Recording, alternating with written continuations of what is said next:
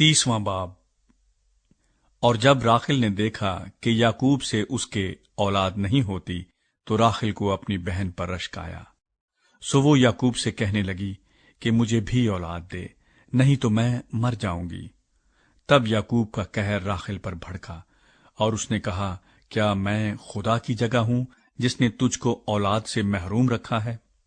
اس نے کہا، دیکھ میری لونڈی بلہا حاضر ہے، اس کے پاس جا تاکہ میرے لیے اس سے اولاد ہو اور وہ اولاد میری ٹھہرے۔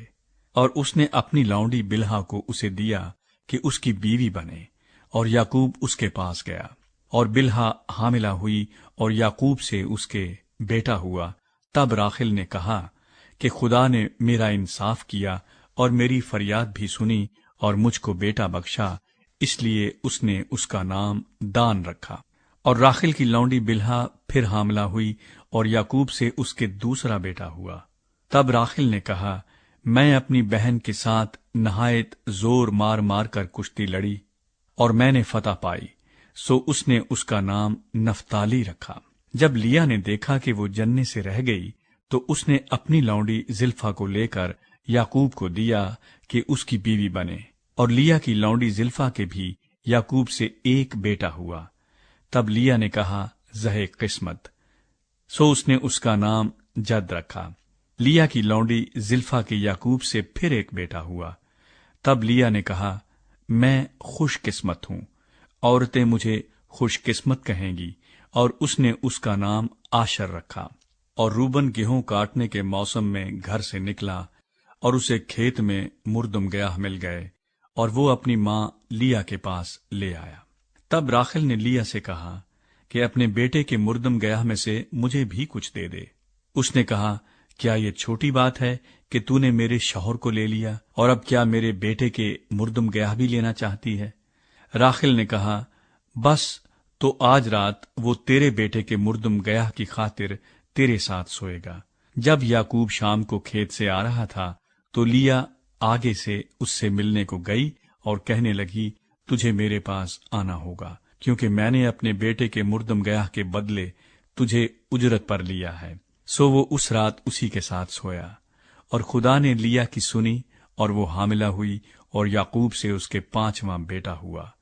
تب لیا نے کہا کہ خدا نے میری اجرت مجھے دی، کیونکہ میں نے اپنے شوہر کو اپنی لونڈی دی، اور اس نے اس کا نام اشکار رکھا۔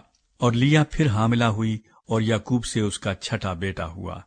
تب لیا نے کہا کہ خدا نے اچھا مہر مجھے بخشا، اب میرا شوہر میرے ساتھ رہے گا، کیونکہ میرے اس سے 6 بیٹے ہو چکے ہیں۔ سو اس نے اس کا نام زبولون رکھا۔ اس کے بعد اس کے ایک بیٹی ہوئی اور اس نے اس کا نام دینا رکھا۔ اور خدا نے راخل کو یاد کیا، اور خدا نے اس کی سن کر اس کے رحم کو کھولا، اور وہ حاملہ ہوئی اور اس کے بیٹا ہوا۔ تب اس نے کہا کہ خدا نے مجھ سے رسوائی دور کی، اور اس نے اس کا نام یوسف یہ کہہ کر رکھا کہ خداوند مجھ کو ایک اور بیٹا بخشے۔ یعقوب کی لابن کے ساتھ سودے بازی۔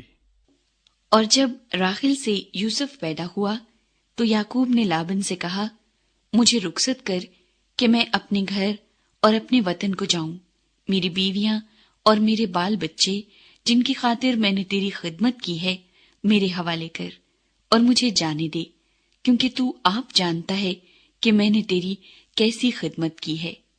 تب لابن نے اسے کہا، اگر مجھ پر تیرے کرم کی نظر ہے تو یہیں رہ، کیونکہ میں جان گیا ہوں کہ خداوند نے تیرے سبب سے مجھ کو برکت بخشی ہے، اور یہ بھی کہا کہ مجھ سے تو اپنی اجرت ٹھہرا لے اور میں تجھے دیا کروں گا۔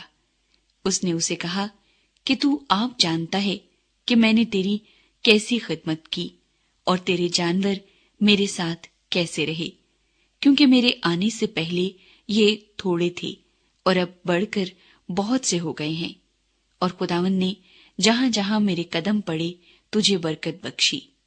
اب میں اپنے گھر کا بندوبست کب کروں؟ اس نے کہا، تجھے میں کیا دوں؟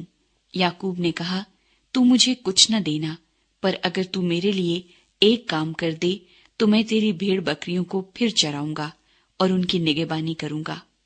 मैं आज तेरी सब भेड़ बकरियों में चक्कर लगाऊंगा, और जितनी भेड़ें चितली और अबलक और काली हों, और जितनी बकरियां अबलक और चितली हों, उन सबको अलग एक तरफ करूंगा। इन्हीं को मैं अपनी उजरत ठहराता हूँ, और आइंदा जब कभी मेरी उजरत का हिसाब तेरे सामने हो, तो मेरी सदाकत आप मेरी तरफ से इस तरह बोल उठेगी कि जो बकरियां चितली और अबलक नहीं, और जो भेड़ें काली नहीं, अगर वो मेरे पास हों तो चुराई हुई समझी जाएंगी। लाबन ने कहा, मैं राजी हूं, जो तू कहे वही सही। और उसने उसी रोज धारीदार और अबलक बकरों को और सब चितली और अबलक बकरियों को, जिनमें कुछ सफेदी थी, और तमाम काली भेड़ों को अलग करके उनको अपने बेटों के हवाले किया। और उसने अपने और याकूब के दरमियान 3 दिन के सफर का फासला ठहराया, और याकूब लाबन के बाकी रेवड़ों को चराने लगा। और याकूब ने सफेदा और बादाम और चनार की हरी हरी छड़ियां ली, और उनको छील छील कर इस तरह गंडीदार बना लिया कि उन छड़ियों की सफेदी दिखाई देने लगी।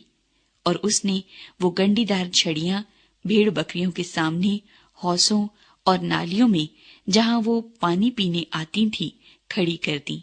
और जब वो पानी पीने आई सो गाभन हो गई, और उन छड़ियों के आगे गाभन होने की वजह से उन्होंने धारीदार चितले और अबलक बच्चे दिए।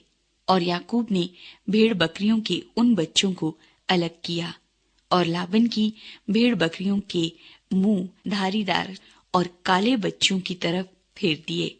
और उसने अपने रेवड़ों को जुदा किया और लाबन की भेड़ बकरियों में मिलने न दिया। और जब मजबूत भेड़ बकरियां गाभन होती थीं, तो याकूब छड़ियों को नालियों में उनकी आंखों के सामने रख देता था, ताकि वो उन छड़ियों के आगे गाभन हो। पर जब भेड़ बकरियां दुबली होती, तो वो उनको वहां नहीं रखता था। सो दुबली तो लाबन की रही, और मजबूत याकूब की हो गई।